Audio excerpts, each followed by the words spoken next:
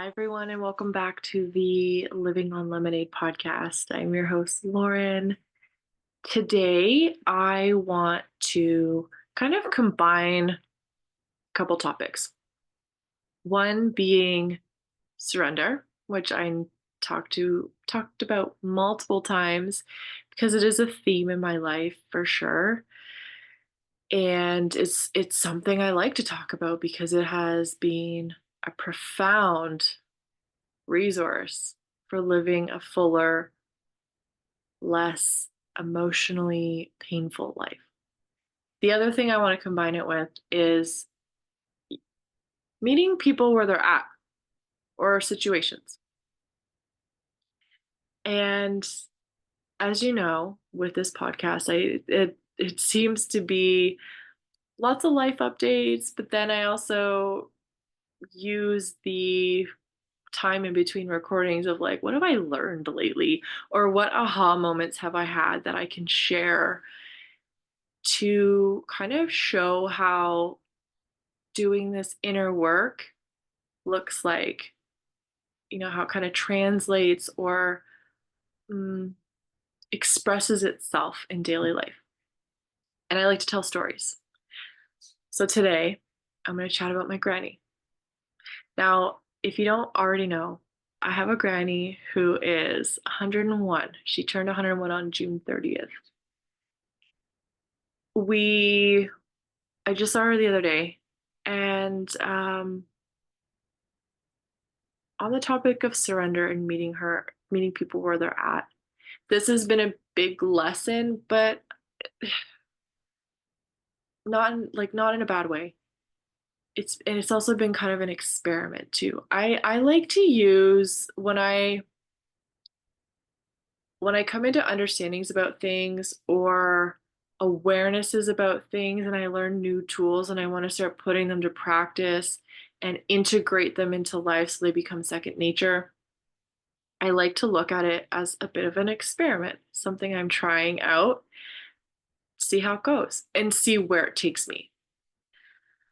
This one has probably been maybe the most profound, at least in the last few years, with how things have changed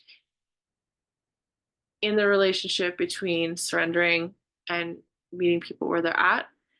The best example has been my granny because at this point she has dementia.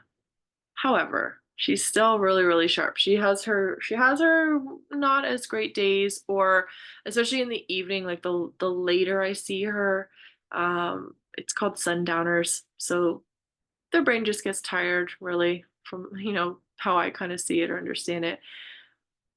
But that's when, the confusion can happen and things like that. So even within the day, I have to kind of pivot depending on how she's feeling. And that's okay. When I look back on the last few years, so back in 2018, in May, she had a brain bleed.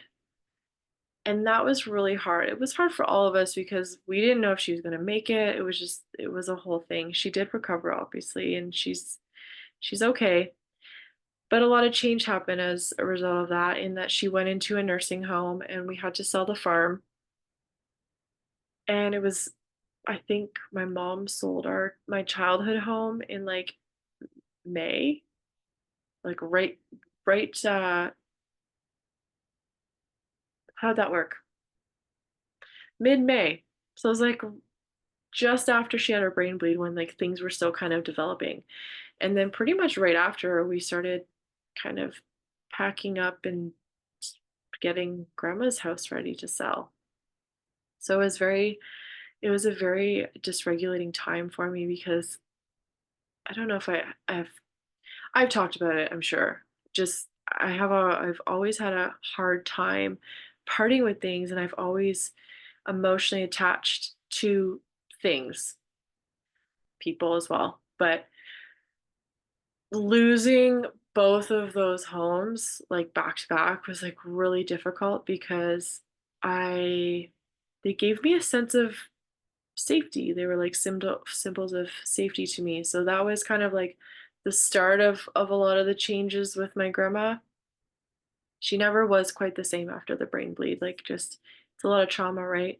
Um, and that's kind of where the shift started. I decided like I can fight this and not be okay with these changes and just like cause my own struggle, or I can just kind of surrender and allow what is and find a different way to look at this, because at the end of the day, my granny's my best friend. She's my favorite person in the whole wide world. She always has been.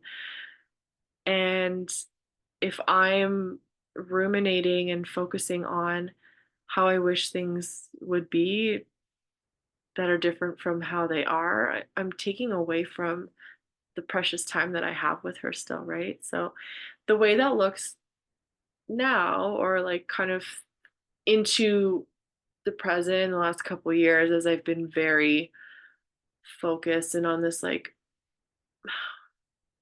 soul journey, dark night of the soul, this, you know, like identity crisis and all the rest of it that came from losing my dad. Um, some of the beauty of it is that I've been able to just surrender more and be more present with my loved ones. I learned a lot through the journey with my dad. If I had surrendered more on in those last weeks, I would have seen that he was in fact failing. I really held on to hope that he could still be well, and it's not that I don't think that's like I don't think it's wrong, but it caused me to be really blindsided at the end, like really blindsided. It was I don't think that experience of losing him would have been as traumatic as it was. Maybe I'll talk about that a different day. Yeah. Anyway, keeping moving with the granny theme, like the stuff with my dad, just it really kind of drove the importance of just focusing on the love that I have with my grandma, the surrendering to what is, and just knowing that like things are going to continue to change and that's okay. And just meeting where she's at day by day, sometimes hour by hour. We could be in the middle of a card game, and especially if it's getting a little later with sundowners and stuff, she'll like forget what game we're playing, and then that's kind of the point where we're just like, oh, it's okay, we're kind of tired, we're if you're finished playing, that's okay, we can just sit and visit, or we can bring you home. And this like this pivoting thing, so she because sometimes she'll be like, is confusing for her, right? And it's kind of, I don't know if she gets embarrassed a little bit maybe, but we definitely make sure we reassure her and just say like that's okay, and we just wanted to have fun. So if you're finished playing, then that's okay. And she just kind of like, oh, okay, yeah, I'm done. I'm like, all right, we'll fold them up. And um, the last kind of holiday we had, we ended up getting the crokinole board out. So I think we'd played some cards, and it wasn't going as smoothly. So we're like, wow, we'll pull out the crokinole, see if she wants to play it. And you just flick those things. So she loved it. And it kind of makes it easy peasy, right? Um, and yeah, sometimes like I was just with her the other day, took her out for supper and for ice cream, and then we came back to her room because I was having a visit with her a little bit before we went out, and we were playing some Scrabble, and we still had part of a game. So we finished the game, she wanted to play some more, and then it was just that time of night and things, her brain's tired, and she's aware of it because she'll just say, my mind just doesn't work. And she kind of puts her hands on her head and holds it. And I just come up close to her because she's hard of hearing. And I put my hands on her head. Sometimes I put my face right up to hers, and I just say, well, your brain's really old, so I think you're allowed to forget all the things if you want. And she just kind of chuckles, and that's our way to kind of just make it okay, right? I know we can all be hard on ourselves. Sometimes she's hard on herself, so I try to reassure her and just say like, hey. It's fine. I forget words all the time. They just float away. Um, and the other benefit that I've found with this approach and just having this mindset around it and just being okay um, with the way things are and there's times I'll be honest I think it would be bypassing the experience to say that like I'm always okay with it. There I have my moments. For example, she doesn't really crochet anymore. Like there's a she's just she'll just she still kind of plays the games and stuff. I don't know if she I think she still plays euchre. We haven't played with her in a bit, but I think she'll still play with some of her friends in the home. But she doesn't make butter tarts anymore. Yeah, we haven't seen her crocheting. I just don't think that's a thing anymore. And I think especially when you see people kind of they don't do those things, it can be sad, right? Because it's just like you almost she might even forget she used to do it. I don't know unless you like ask her about it, right? If she's in the kind of the right mind frame, but w- especially when we have these things that we kind of associate these with these how do I want to say that associate these people with, I guess it can be hard to see that stop, right? um I think I've talked about this before. When we tie identity to things, it makes it more difficult to kind of release. So I've had my moments that, yeah, I'm a little sad to see that that's, another chapter ending, but I allow that for myself and it's okay to be sad. I don't live there though. I just kind of like, a little sad. And then it's like, but we still have her here. So it's amazing. How can we fill our time together?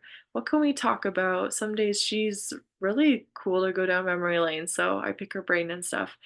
And as those chapters close, like it's okay to be a little bit sad. There's grief in it, right? It's just things are changing. We can grieve things other than death.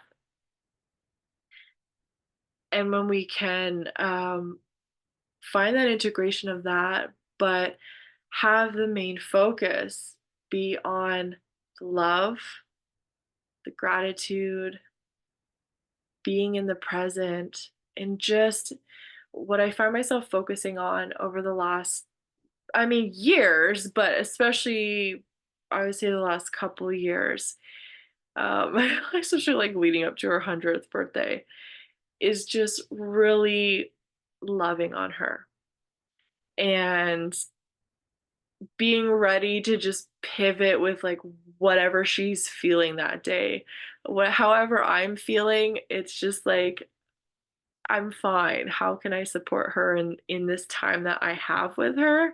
And then whatever I'm feeling outside of that, I can get back to when, I'm not with her because I don't get a lot of time with her when I do visit her. A few hours or a couple hours depending on what's going on that day or what we're able to do together, how she's feeling, right? Sometimes she's just like, "Oh, I just want to, you should probably get home. I know you have stuff to do." And that's kind of, I take that as a cue of like maybe she just wants to kind of like hang out and wind down. So that's my cue to go, right? And it's just constantly for her, I just kind of assess of like what does she need? And at the root of it is just it's just love. And